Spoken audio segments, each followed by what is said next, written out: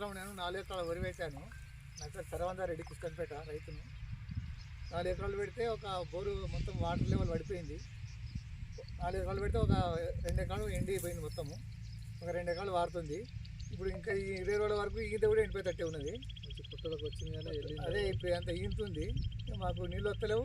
ఈ అధికారులు మన కుమరవెల్లి మండలంలోని ఏ విధంగా ఉందంటే తలాపునే గోదావరి ఉన్నప్పటికీ కుమరవెల్లి మండలం రైతుల పరిస్థితి పూర్తిగా ఈనాక ఊర్లన్నీ ఇలా వెళ్ళిపోవడం జరుగుతూ ఉంది.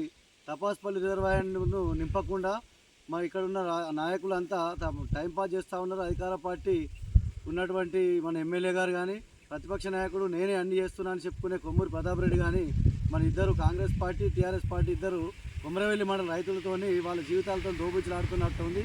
పక్కనే ఈ కెనాల్ ఉంది.